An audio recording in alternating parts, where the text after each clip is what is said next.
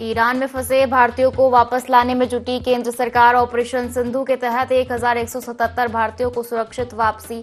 CM Dhami बोले, मोदी सरकार हर संकट में भारतीयों के साथ।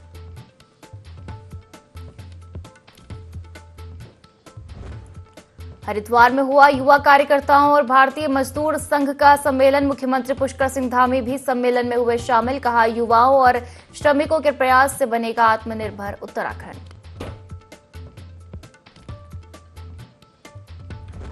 उत्तराखंड में 14,000 से अधिक स्कूलों पर बंद होने का खतरा। कांग्रेस ने सरकार को घेरा। कहा, स्कूलों में गिरती छात्र संख्या के लिए भाजपा सरकार जिम्मेदार।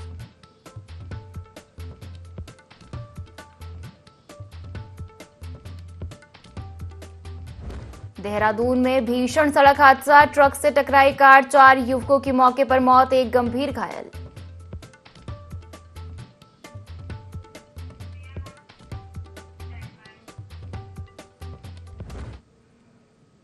नमस्कार, बहुत स्वागत है आपका। देवभूमि लाइव देख रहे हैं आप और मैं हूं आपके साथ पायल। बुलेटिन की शुरुआत करेंगे खबरों के साथ, जहां भारत सरकार के ऑपरेशन सिंधु के तहत ईरान में फंसे भारतीय नागरिकों को सुरक्षित वापस लाया जा रहा है।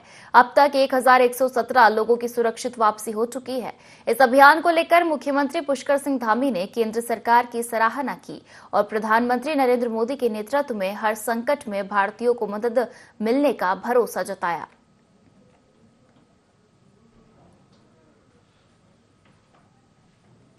इसके लोगों पर कोई भी संकट आया है, कोई भी चुनौती आई है, दुनिया के अंदर कहीं भी आप प्रवासी भारतीय रहते हैं, तो आदरणीय प्रधानमंत्री श्री नरेंद्र मोदी जी के नेतृत्व में उस समय की देशकाल परिस्थिति के अनुरूप जो भी काम उनके लिए उनकी सहायता कर सकता है, उनको उन देशों से सुरक्षित निकालना हो, इससे पहले भी चलाया गया और इस समय भी चलाया जा रहा है। तो सभी भारतवासी जो अप्रवासी हैं, वहाँ पर काम के लिए हैं, वहाँ पर अन्य प्रकार के प्रयोजनों से रह रहे हैं, उन सभी को सुरक्षित भारत की सरकार भारत में निकाल कर लाई।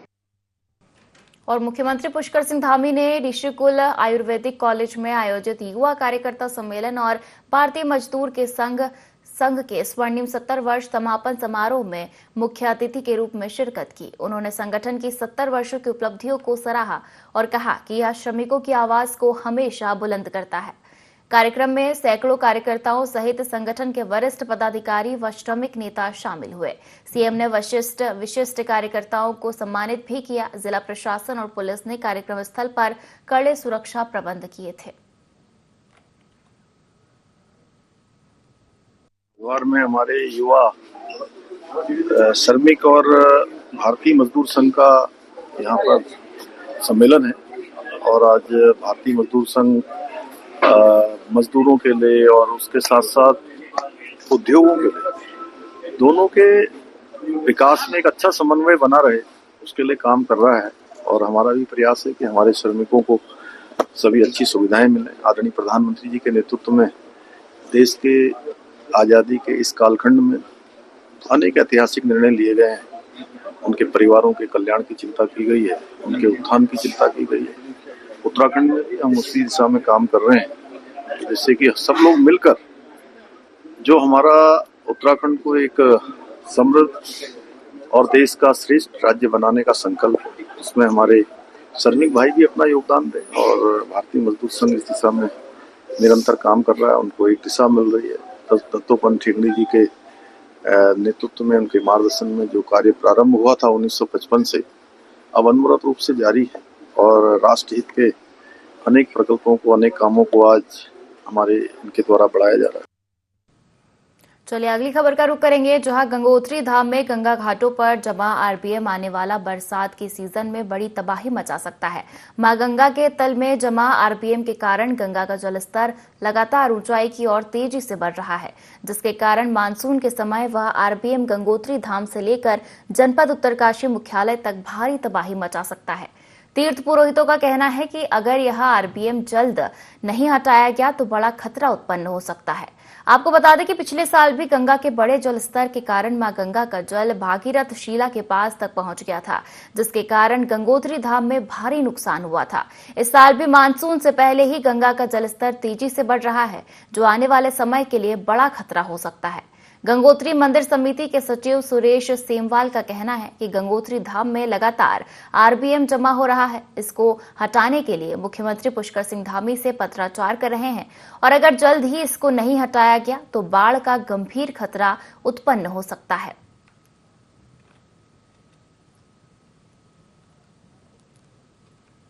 बार बार ये बात कही है कि जब तक इसका आरबीएम यहाँ से नहीं हटेगा और जब तक गहराई में गंगा जी का तलहटी नहीं जाएगी, कम से कम 10 मीटर तक इसको जो आरबीएम है यहाँ से बाहर जाए, और चाहे कोई भी ले ले उसको, तो अगर ये हो जाएगा तो मुझे लगता है कि माँ गंगा का जो प्रभाव है वो बहुत नीचे हो जाएगा और उससे जो है कितना भी आरबीएम आता है वो भरने में समय लगेगा।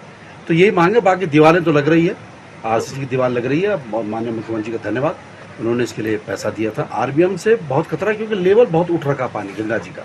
अभी दीवार लगा रहे हैं 5-6 मीटर ऊपर, उससे पिछली बार सुरक्षा तो हुई है जो दीवार लगी है, लेकिन आरबीएम होने से पानी का तल जब बढ़ेगा तो पानी का तल बढ़ने से सीधा ही गंगा का फ्लो अंदर आने की संभावना होती है। तो इसके लिए थोड़ा सा पुनः मैं निवेदन करूँगा, एक बढ़िया सा सिंचाई विभाग इसका बनाए प्रारूप और इसको माननीय मुख्यमंत्री के पास जाए। हम भी चलेंगे, इसमें ध्यान रखा जाए और आरबीएम को पहले हटाए।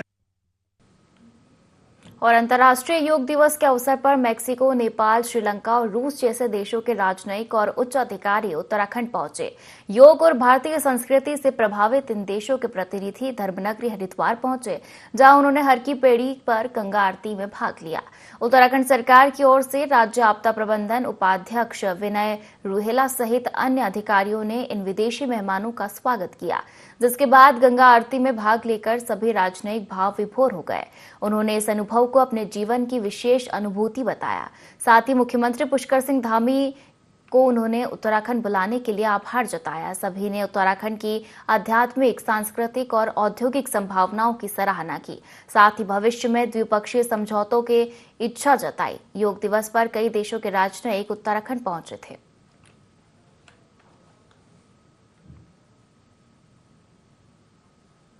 मिनिस्टर के इनविटेशन में इंटरनेशनल योगा डे के सेलिब्रेशन करने के लिए आए थे। अब वहाँ भैर साइंडी पनी वहाँ भी गए थे हम। वहाँ योगा का प्रोग्राम में अटेंड हुआ, बहुत अच्छा लगा क्योंकि जगह भी बहुत अच्छा था और मैनेजमेंट एक्सेलेंट था।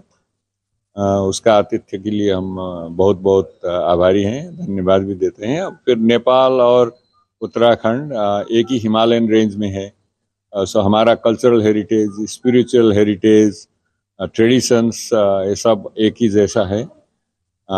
सो हम स्ट्रांगली कनेक्टेड भी है। और फिर हरिद्वार आकर भी बहुत अच्छा लगा। कल हमने आरती देखने का मिला और वहाँ जाकर कुछ इंटरेक्शन करने का मिला। फिर इन्वेस्टमेंट के बारे में कुछ इंटरेक्शन भी किया, पार्टनरशिप के बारे में। तो बहुत अच्छा लगा कि मैं बहुत बहुत आभार हूँ और धन्यवाद देना।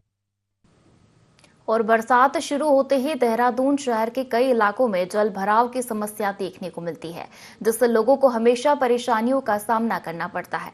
वहीं जल भराव की समस्या के निराकरण के लिए कई योजनाएं आई और बड़ी मात्रा में सरकारी धन भी इस समस्या को निजात दिलाने के लिए खर्च किया गया, लेकिन परिणाम सार्थक नहीं हो पाए और जल भराव की विकट समस्या जो की त्यों बनी हुई है।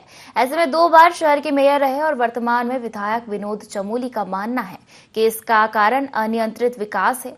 विभाग अपनी जिम्मेदारियां बखूबी निभा रहे हैं, वहीं अवैध निर्माण भी शहर में धड़ल्ले से चल रहे हैं। बावजूद इसके अब सरकार ड्रेनेज सिस्टम को लेकर एक बड़ा प्लान तैयार कर रही है और लगभग 10,000 करोड़ रुपए के इस मास्टर प्लान से देहरादून जल भराव की समस्या को दूर किया जाएगा।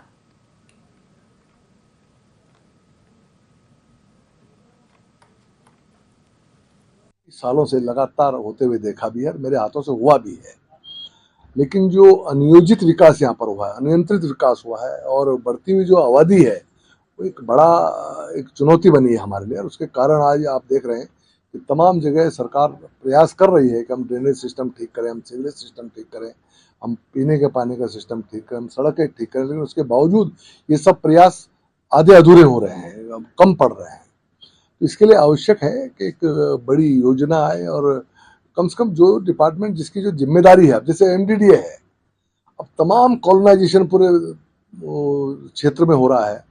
अब उस कॉलोनाइजेशन पे कौन अंकुश लगाएगा, जो कि वहां पर बिना सैंक्शन के हो रहा है, जिसमें न ड्रेनेज का सिस्टम है, न पार्क है, न पार्किंग है, और उसके बाद तमाम जगह प्लॉटिंग हो रही है। लोग प्लॉट खरीद लेते हैं और वो बेचारे बाद में फंस भी जाते हैं, तमाम बरसातों में दिक्कतें रहती है। तो कम से कम ये जो नियोजन का काम है, जिन डिपार्टमेंट के पास इसका काम है, वो अपनी जिम्मेदारी को समझे। और जहां तक ड्रेनेज का प्रश्न है, तो वर्षानुवर्ष हम लोग इस पर काम कर रहे हैं, काफी चीजें ठीक हुई भी हैं और बहुत सारी चीजें ठीक करनी भी है। चलिए अगली खबर का रुख करेंगे, जहां उत्तराखंड में विद्यालयी शिक्षा की दुर्दशा और राज्य के 14,000 से अधिक स्कूलों को बंद करने के मामले पर कांग्रेस के वरिष्ठ उपाध्यक्ष संगठन सूर्यकांत धस्माना ने राज्य सरकार पर हमला बोला है। धस्माना ने कहा कि जो स्कूलों में छात्र संख्या लगातार गिर रही है, उसके लिए पूर्ण रूप से प्रदेश की भाजपा सरकार जिम्मेदार है। राज्य के शिक्षा मंत्री व शिक्षा विभाग के उच्च अधिकारी जवाब दें कि पूरे राज्य के इंटर कॉलेजों और हाई स्कूलों में प्रधानाचार्यों, प्रधानाध्यापकों, प्रवक्ताओं और एलटी के कुल कितने स्वीकृत पद इस समय रिक्त हैं और क्यों रिक्त हैं। उन्होंने कहा कि सरकार के अपने आंकड़ों के अनुसार आज राज्य भर में प्रधानाचार्य के 1300 पदों में से 1140 पद रिक्त हैं। ऐसे में विद्यालय में शिक्षण कार्य कैसे होंगे, और अगर गुणात्मक शिक्षक कार्य पहाड़ के स्कूलों में नहीं होगा तो मजबूरी में अभिभावक अपने बच्चों को स्कूलों से निकालेंगे और उनकी शिक्षा के लिए पलायन भी करेंगे।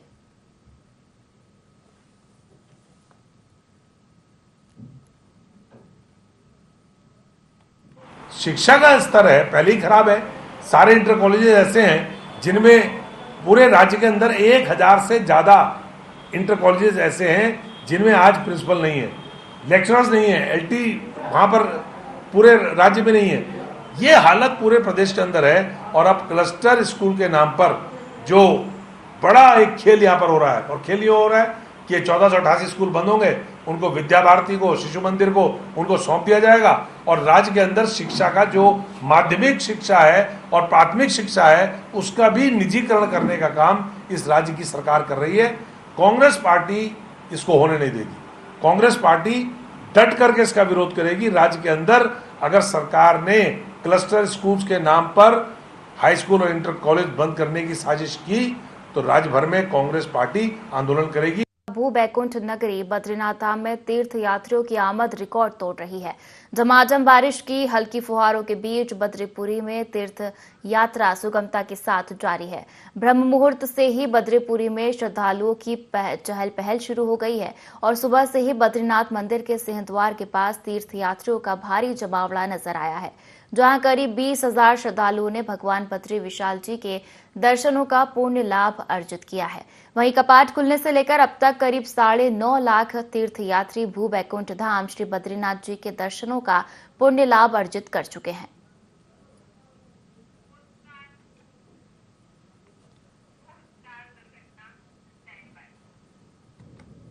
और खबर देहरादून से है, जहां आशा रोडी चेक पोस्ट पर एक दर्दनाक सड़क हादसा हो गया, जहां एक कार सीमेंट के ट्रॉलों में जा घुसी। इस हादसे में 4 लोगों की मौत हो गई और एक व्यक्ति घायल बताया जा रहा है। घायल का दून अस्पताल में इलाज चल रहा है। बताया जा रहा है कि कार सहारनपुर की ओर से देहरादून जा रही थी, जहां आशा रोडी के पास कार पीछे से सीमेंट के भरे ट्राले से टकरा गई। पुलिस ने मृतक और घायल के परिजनों को घटना के बारे में सूचना दी है और मामले की जांच में जुटी है।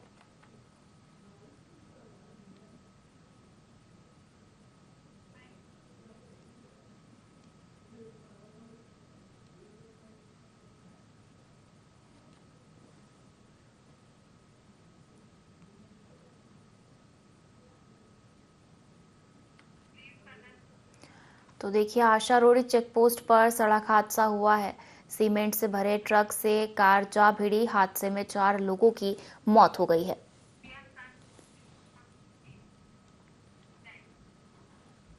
और मुख्यमंत्री पुष्कर सिंह धामी हरिद्वार पहुंचे, जहां उन्होंने भारतीय मजदूर संघ के 70वें स्थापना दिवस के समापन समारोह में भाग लिया। वहीं इससे पहले मुख्यमंत्री जगतगुरु आश्रम पहुंचे और शंकराचार्य राजराजेश्वर आश्रम से आशीर्वाद लिया। इस मौके पर मुख्यमंत्री पुष्कर सिंह धामी ने कहा कि भारतीय मजदूर संघ मजदूरों और उद्योगों के बीच सामंजस्य स्थापित कर दोनों के विकास के लिए कार्य कर रहा है। साथ ही उन्होंने कहा कि उत्तराखंड में चल रही 4 धाम यात्रा लगातार नए रिकॉर्ड बना रही है। जिसमें लगातार बड़ी संख्या में यात्री न केवल चार धाम आ रहे हैं बल्कि उत्तराखंड के अन्य दर्शनीय स्थलों पर भी आ रहे हैं। सीएम ने कांवड़ यात्रा को लेकर कहा कि कांवड़ यात्रा शुरू होने जा रही है, जिसके लिए उत्तराखंड सरकार पूरी तरह से तैयार है और जल्द ही उनकी ओर से कांवड़ मेले को लेकर समीक्षा बैठक ली जाएगी। वहीं सीएम ने कई अन्य चीजों को लेकर भी चर्चा की।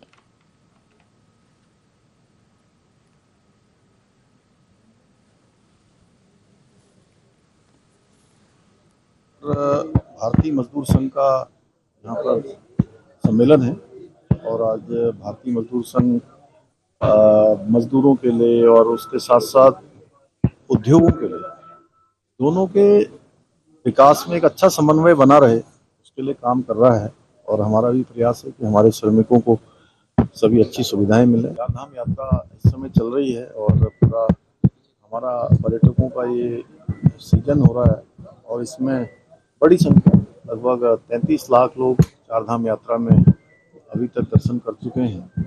इसी प्रकार जो हमारे अन्य भी डेस्टिनेशन हैं वहाँ भी बड़ी संख्या में लोग आ रहे हैं, चाहे कार्तिक स्वामी हो, जगन्नाथ जी का उत्तरकाशी का मंदिर हो, हरसिल मुखवा का क्षेत्र हो, हर एक क्षेत्र इस समय जो है हमारा भरा हुआ है। और कांवड़ यात्रा हर वर्ष हम उसके लिए पहले से तैयारी करते हैं, उसके लिए जल्दी ही मैं अपने स्तर पर भी समीक्षा करूँगा प्रत्येक वर्ष की भांति, जिससे कि वो अच्छा हो। और अगली खबर का रुख करेंगे, जहां भराड़ीसेण में योग करने के बाद 8 देशों के राजदूत धर्मनगरी हरिद्वार पहुंचे, जहां निजी होटल में उत्तराखंड सरकार के अधिकारियों के साथ आयुष, पर्यटन और सांस्कृतिक मामलों पर एक विस्तृत बैठक ली गई। इन मामलों से जुड़े हुए विभिन्न पहलुओं पर चर्चा की गई। बैठक के बाद सभी राजदूत हरिद्वार की विश्व प्रसिद्ध हर की पैड़ी पहुंचे, जहां उन्होंने गंगा आरती में शिरकत की। इन डेलीगेट्स में रशिया, लातविया, मंगोलिया, नेपाल और फिजी जैसे देशों के राजदूत शामिल हैं।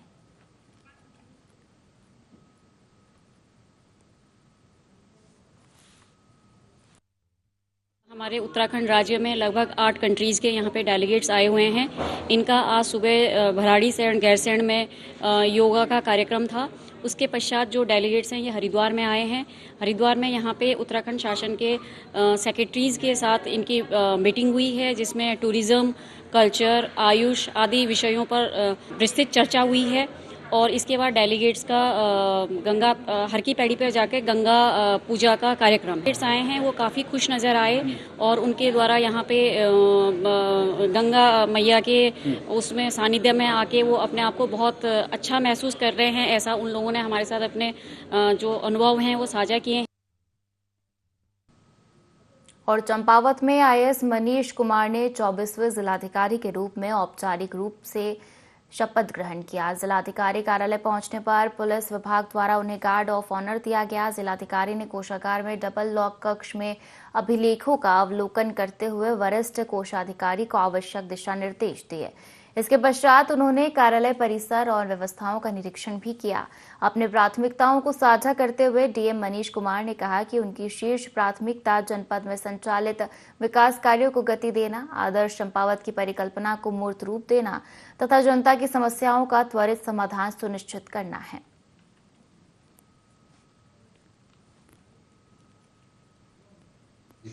लगातार निर्देश प्राप्त होते हैं और उनका मार्गदर्शन में मुझे जनपद का कार्यभार मिला है।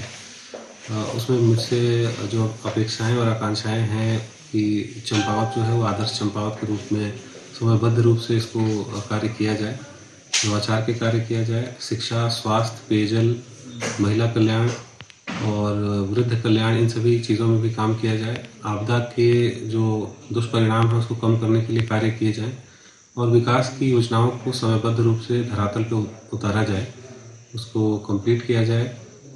ये चीज़ें देखना और साथ ही साथ जो जन अपेक्षाएं हैं और एक पारदर्शिता है उसको लाने के लिए जो भी कार्य किए जाने हैं उसको किया जाए।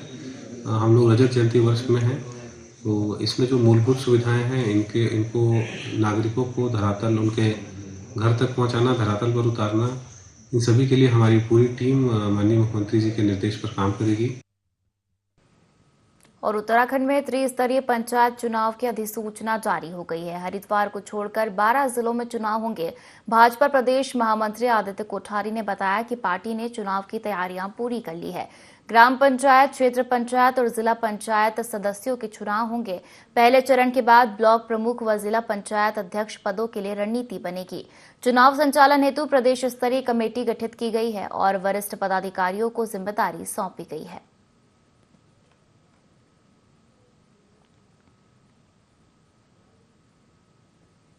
उत्तराखंड में त्रिस्तरीय पंचायत चुनाव को लेकर के राज्य चुनाव आयोग के द्वारा चुनाव की घोषणा कर दी गई है और ये जैसे पूर्व से ही अनुमान था कि जुलाई माह में सरकार पूरी तरह से चुनाव कराने के लिए तैयार है और आज इसकी घोषणा हो गई है।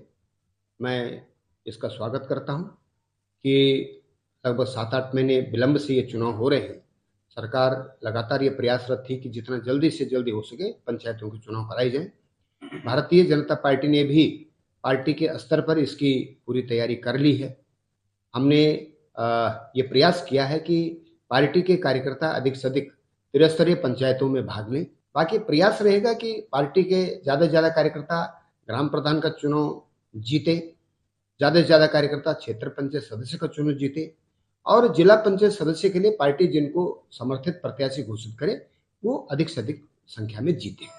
ये प्रथम चरण का चुनाव है और ये प्रथम चरण के चुनाव संपन्न होने के बाद जो द्वितीय चरण का चुनाव है जिसमें ब्लॉक प्रमुख का चुनाव होता है, जिला पंचायत अध्यक्ष का चुनाव होता है, उसके लिए फिर रणनीति हम ये प्रथम चरण के चुनाव के परिणाम आने के बाद फिर उसके लिए रणनीति हम बनाएंगे। और प्रदेश में त्रिस्तरीय पंचायत चुनाव को लेकर राज्य निर्वाचन आयोग ने अधिसूचना जारी कर दी है। राज्य में 25 जून से 28 जून के मध्य में नामांकन की कार्रवाई चलेगी। 29 जून से 1 जुलाई तक नामांकन पत्रों की जांच चलेगी और हरिद्वार जनपद को छोड़कर शेष 12 जनपदों में पंचायत चुनाव होंगे। वहीं पंचायत चुनाव की अधिसूचना जारी होने पर कांग्रेस प्रदेश अध्यक्ष करण माहरा ने कहा कि पार्टी पूरी तरह से तैयार है और पूरे दमखम के साथ चुनाव लड़ेगी। माहरा ने कहा कि चुनाव में जारी आरक्षण पर आपत्तियों को लेकर अभी कोर्ट ने 24 जून का समय दिया है। सरकार का तंत्र पूरी तरह से फेल साबित हुआ है क्योंकि जिस तरह पंचायतों में प्रशासक बैठाए गए फिर बिना प्रशासकों के ही कार्य चलाना पड़ा, यह बेहद निंदनीय है।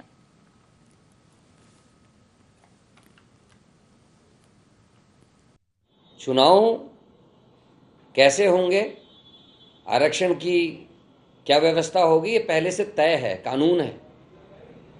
और जब तक हम चुनाव लड़ते थे प्रमुख का, मुझे याद है ताड़ीखेत से मैं प्रमुख था और जिले में 11 सीटें थी प्रमुख की। कितनी महिला सीटें होनी चाहिए उस आधार पर, कितनी ओबीसी होनी चाहिए, कितनी एससी होनी चाहिए, उसके आधार पर आरक्षण किया गया था। लेकिन आज ये नहीं है, आज जनसंख्या के हिसाब से आरक्षण कर दे रहे हैं। मेरे देखते देखते कई ब्लॉक ऐसे हैं जिसमें पूरी सीटें महिला कर दी, किसी में पूरी आरक्षित कर दी, किसी ब्लॉक में पूरी सामान्य कर दी। तो मजाक बना रखा है और सरकार जानबूझ के कुछ ऐसा कर रही है कि ऑब्जेक्शंस आए, लोग उद्वेलित हों और कोर्ट में ये जो है मामला लटक जाए ताकि चुनाव ना करना पड़े। और उत्तराखंड में एक और चीज़ पहली बार देखने को मिल रही है, 13 जिलों का राज्य है जिसमें हरिद्वार के पंचायत चुनाव अलग होते हैं, 12 जिलों के अलग होते हैं। केवल 12 जिलों के चुनाव जो सरकार एक साथ नहीं करा पा रही है, तो इसका तात्पर्य समझ रहे हैं, महाराष्ट्र का मॉडल लाएंगे, इधर के वोटर उधर, उधर के बदमाश इधर के बदमाश उधर, ताकि चुनाव को प्रभावित करा सकें। 12 जिलों में 2 चरणों में चुनाव, मतलब अगर 12 जिले भी धामी से नहीं संभल रहे, उत्तराखंड के चुनाव कमीशन से नहीं समझ रहे, तो कर लिया इन्होंने। और मैदानी क्षेत्र में रहने वाला मौन वंश एपिस डोरसाटा अब पहाड़ की ओर पलायन कर रहा है। चंपावत जिले के बाराकोट ब्लॉक के डोबा भागू में इस प्रजाति के मौन वंश ने लैंडिंग की है। डोबा भागू के प्रमुख युवा मौन पालक मनोज कुमार ने बताया कि यह मौन वंश लाखों की संख्या में है और यह जलवायु परिवर्तन के कारण पलायन हो सकता है और मौन वंश ने उनके घर के समीप बांज के पेड़ में लैंडिंग की है।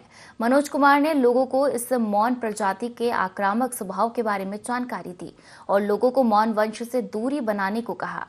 उन्होंने मनोज कुमार ने कहा कि इस प्रजाति के मौन वंश को यहाँ का मौसम भाग गया तो यह यहाँ के मौन पालकों के लिए वरदान साबित हो सकता है। बताया क्योंकि यह मौन वंश बड़ी मात्रा में शहद उत्पादन करता है और आक्रामक होने के कारण इन पर ततैया भी हमला नहीं करते हैं। मौन वंश देखने के लिए गांव के दर्जनों लोग पहुंचे।